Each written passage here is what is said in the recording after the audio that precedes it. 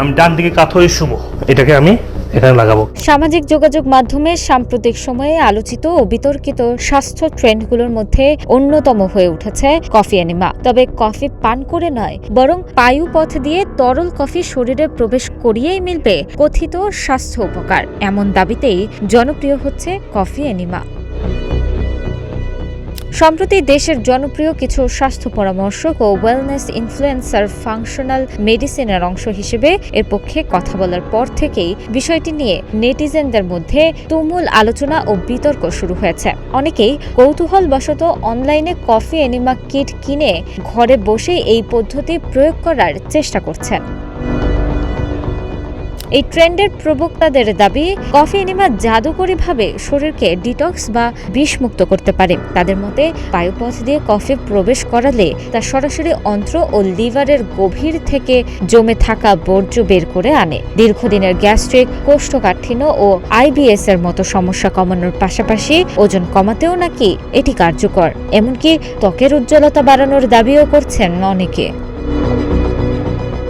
কিন্তু চিকিৎসা বিজ্ঞানের তথ্য বলছে ভিন্ন কথা। বিশেষজ্ঞরা বলছেন, শরীর থেকে তথাকথিত বিষাক্ত পদার্থ বের করতে কফি এনেমার প্রয়োজন নেই। ভুলভাবে টিউব প্রবেশ করালে অন্ত্র বা কোলন ছিদ্র হয়ে জীবনঘাতী অভ্যন্তরীণ রক্তক্ষরণ হতে পারে। এছাড়া কফির তাপমাত্রা সামান্য বেশি থাকলে মলদ্বার পুড়ে গিয়ে মারাত্মক ইনফেকশন হওয়ার আশঙ্কা থাকে। অতিরিক্ত অ্যানিমায় শরীর থেকে পটাশিয়াম ও সোডিয়ামের মতো জরুরি খনিজ বের হয়ে গিয়ে হঠাৎ হৃদযন্ত্র বিকল হওয়ার মতো মারাত্মক ঘটনাও ঘটতে পারে।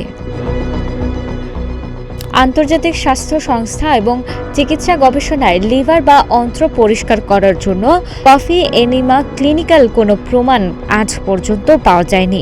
সবচেয়ে বড় বিষয়, ঘরে বসে নিজের মতো করে এই পদ্ধতি প্রয়োগ করতে গিয়ে ঘটতে পারে মারাত্মক বিপদ।